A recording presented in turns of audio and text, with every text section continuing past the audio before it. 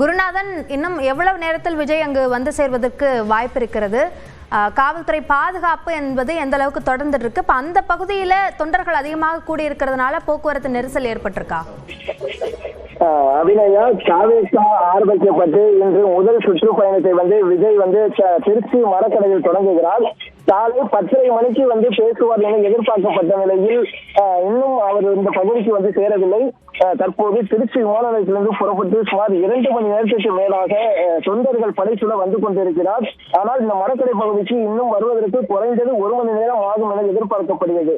ஆனால் அவர் வருவது காலதாமதம் ஏற்பட்டாலும் காலை 6 மணிக்கு வந்த தொண்டர்கள் உற்சாகம் குறையாமல் அதே மகிழ்ச்சியோடு இங்கிருந்து குவிந்து வருகின்றனர். குறிப்பாக இதில் பெண்கள், குழந்தைகள் என்பது அதிக அளவில் உள்ளனர். வெயில் மாற்றி வதைக்கும் வேளையிலும் பெண்களும் குழந்தைகளும் இந்த இடத்தை விட்டு விஜயை பார்த்து விட்டுதான் செல்வோம் என்ற மனநிலையில் அவர்கள் காத்துக்கிருக்கின்றனர். தொண்டர்கள் ஆங்காங்கே கிடைக்கும் இடத்தில் அமர்ந்து கொண்டனர். குறிப்பாக சாலையோரம் வைக்கப்பட்டுள்ள சரக்கு வாகனங்கள், அருகில் உள்ள கடைகளின் மாடிகள், பிளக்ஸ் பேனர்கள், சுற்றுச்சுவர்கள் ஏறி அமர்ந்து உள்ளனர். அந்த வெயில் இருந்த போதிலும் அவர்களுக்கு தொடர்ந்து இந்த பகுதியை விட்டு கலையாமல் விஜயை பார்த்து விட்டுதான் செல்வேன் என்ற ஒரு நிலையில் இருக்கின்றனர். இப்பகுதிக்கு விஜய் வருவதற்கு இன்னும் 1 மணி நேரம் ஆனாலும் இந்த கூட்டம் கலையவில்லை. தற்போது இந்த கூட்ட நெரிசல் காரணமாக ஒரு பெண் மயக்கம் அடைந்துள்ளார். உடனடியாக அருகில் இருந்தவர்கள் அவரை மீட்டு முதலுதவி சிகிச்சை அளித்து வருகின்றனர். அபிநயா, தற்போதைய விவரங்களுக்கு நன்றி குருநாதன். தொடர்ந்து 10:30 மணிக்கு அனுமதி அளிக்கப்பட்டிருந்தது மரக்கடை பகுதியில் விஜய் தன்னுடைய பிரச்சாரத்தை தொடங்குவதற்கு. ஆனால் அவர் இன்னும் அந்த பகுதிக்கு வருவதற்கு மேலும் 1 மணி நேரம் ஆகலாம் என்று கூறப்படுகிறது. இதனால் கூடுதலான நேரம் பாதுகாப்பு வழங்க வேண்டிய தேவை ஏற்பட்டிருக்கிறது. அங்கு போக்குவரத்து சிக்கல்கள் ஏற்பட்டிருப்பதையும் பார்க்க முடிகிறது. திருச்சி புதுக்கோட்டை சாலையில் முழுமையாக அங்கு போக்குவரத்து முடங்கியிருப்பதன் காரணமாக பல்வேறு வகையிலான, அதாவது அந்த ஊரிலேயே ஓடக்கூடிய அந்த பேருந்துகள், வெளியூர்களுக்கு செல்லக்கூடிய பேருந்துகளின் பாதைகள் மாற்றப்பட்டிருக்கின்றன.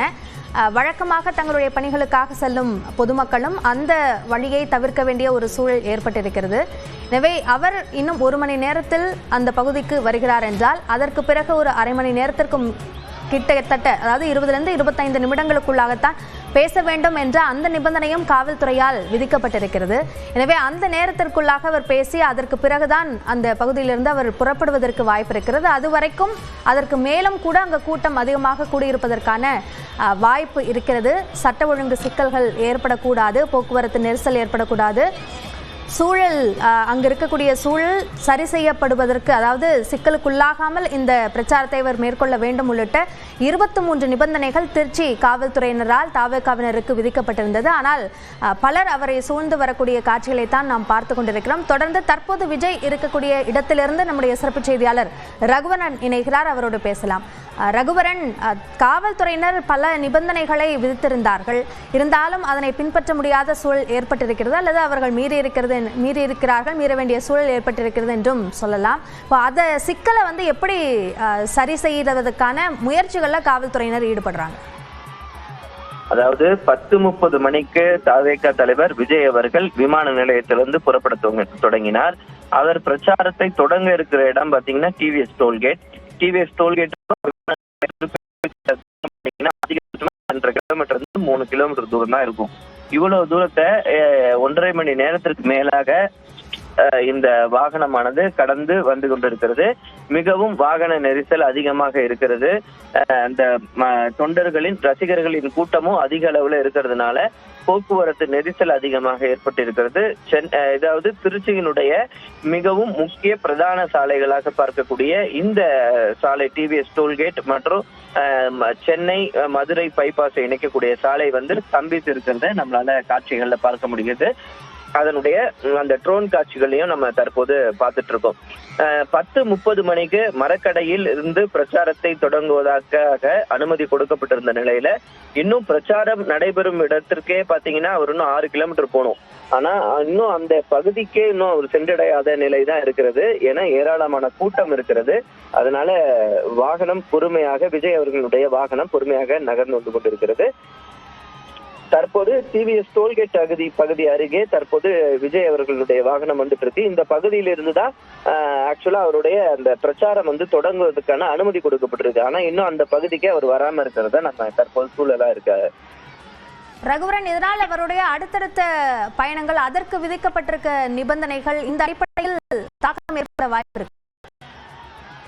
கடுமையான பாதிப்புகள் நிறைய இருக்கு. ஏன் அப்படின்னா இந்நேரத்துக்கு அவர் மரக்கடையில இருந்து பிரச்சாரத்தை முடிச்சு அரியலூருக்கு பயணத்தை மேற்கொள்ள இருக்கணும். ஏன்னா அரியலூர்ல பாத்தீங்கன்னா மதியம் 1:30 2 மணிக்கு அனுமதி வாங்கப்பட்டிருக்கு.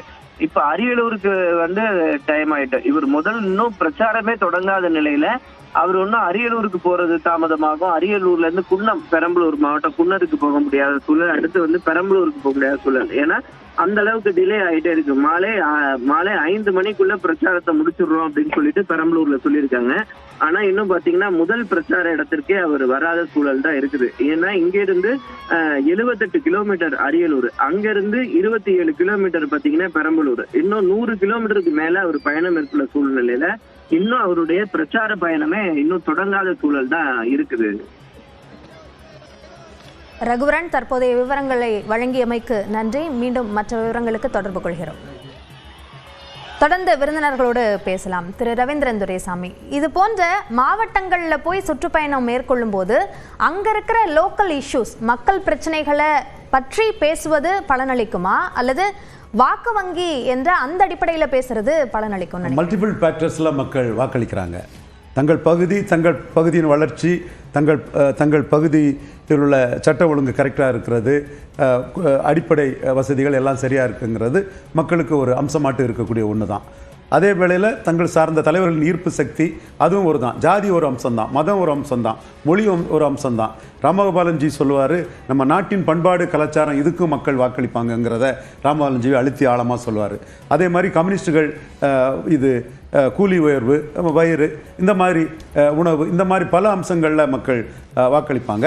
ஸோ ஒரு அரசியல் கட்சி தலைவர் எல்லா அம்சங்களையும் உள்ளடக்கி அதை புரிஞ்சுக்கிட்டு அதை செயல்படுத்துறது தான் ஒரு அரசியல் கட்சியோட தலைவருக்கு வாக்கு வங்கி விதத்தில் அவர் உயர்வடைவதற்கு காரணியாக அமையும். இந்த இடத்துல இன்னைக்கு ஒருத்தர் மைக்கு நீட்டினதும் விஜய் கண்ணாடியை மூடுறாரு.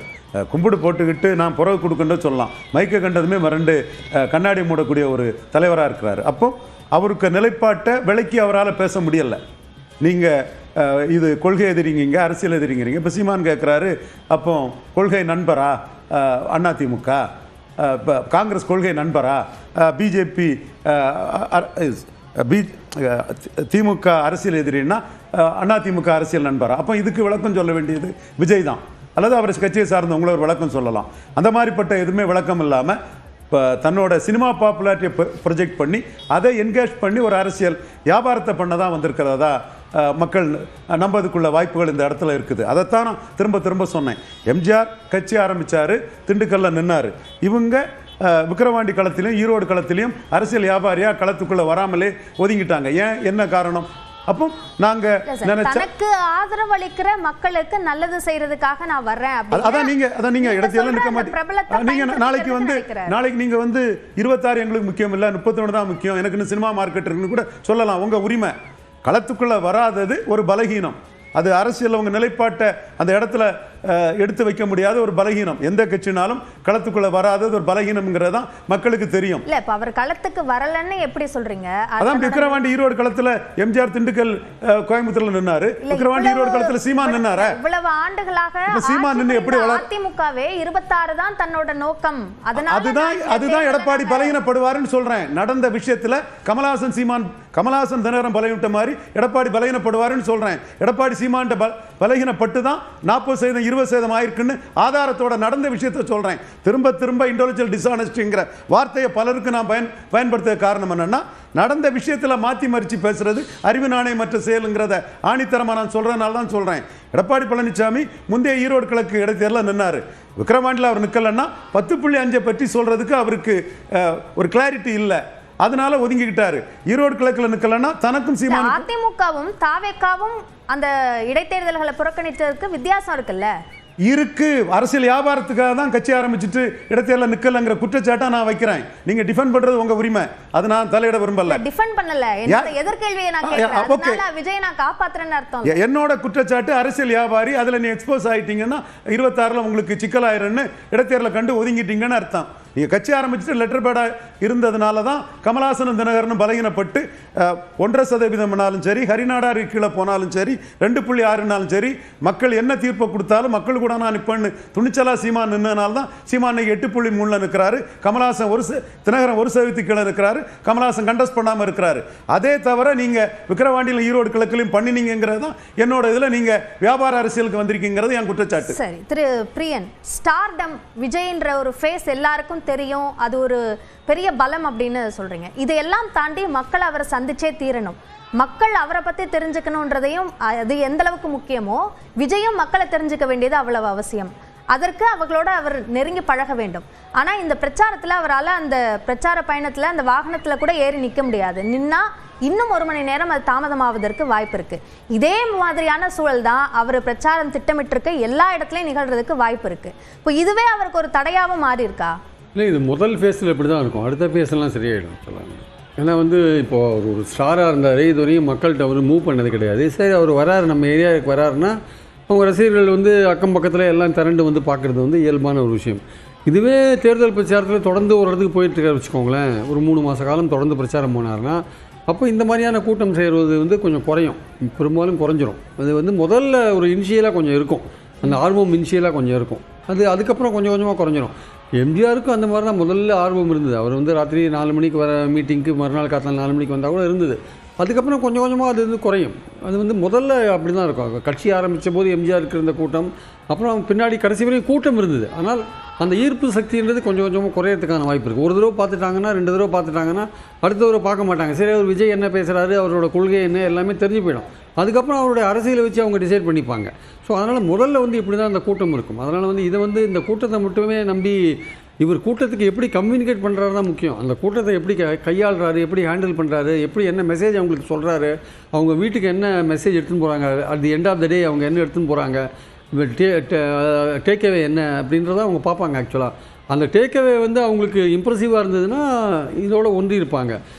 இல்லை அவர் ஏதோ சிறுவிளைத்தனமாக அங்கிள் டேடிலாம் பேசியிருந்தாருன்னா அது இன்னும் கொஞ்சம் ஒரு மெச்சூரான ஒரு லீடரை அவங்க எதிர்பார்க்கலாம். இவர் இன்னும் இதே மாதிரி பேசிகிட்டு இருக்காரு அப்படின்னு. ஸோ இவர் கொடுக்குற மெசேஜ் தான் அந்த டேக்அவே என்னன்றதான் கரெக்டான எக்ஸாக்ட்லி பாயிண்ட். திமுக ஆட்சி அகற்றணுன்ற அந்த விஷயத்தை டேக்அவே கரெக்டாக சொன்னார்னா, கரெக்டாக பாயிண்ட் பை பாயிண்ட்டாக புட்டு வச்சார்னா எடப்பாடியோட ஒரு பரவாயில்ல, இவர் சிறப்பாக பேசுகிறாரு, இவர் எதாவது பண்ணுவார் அப்படின்னு நினைக்கலாம். வெறும் திமுக ஆட்சி அகற்றுறது மட்டும் நோக்கமாக இருக்கக்கூடாது. அடுத்து நாங்கள் வந்தால் என்ன செய்யணுன்றதும் ஒரு விஷயம் சொல்ல வேண்டியிருக்கு அவர். ஆக்சுவலாக அந்த பாயிண்ட்டில் அவர் என்ன பேச போகிறாருன்னு இதுவரையும் நமக்கு தெரியாது. அதனால் அவரும் அந்த பாயிண்ட்டையும் கிளாரிஃபை பண்ண வேண்டியதாக இருக்குது. ஒருவேளை தேர்தல் நெருக்கத்தில் சொல்லுவாரான்னு நமக்கு தெரியாது. ஆனால் இந்த ஆட்சிக்கு மாற்று நான் தான்ற போது மாற்றா அவரை நீங்கள் என்ன செய்வீங்கன்ற விஷயத்தையும் மக்கள் எதிர்பார்ப்பாங்க. ஸோ அதை பற்றின ஒரு 1-2 ஹிண்ட் கொடுக்குறாரா என்ன ஏதுன்றதையும் பொறுத்து இருந்தால் பார்க்கணும். ஸோ அதனால் கூட்டம் எதிர்பார்த்த ஒரு விஷயம். ஆனால் கூட்டத்தில் இவர் பேச போகிற விஷயந்தான் அடுத்தது நம்ம என்ன பேச போகிறாருன்றதான் அதை வச்சு தான் நம்ம ஃபர்தராக இவரை பற்றின ஒரு கருத்தோட்டத்தை இன்னும் நம்ம டெவலப் பண்ண முடியும் ஆக்சுவலாக. ஓகே.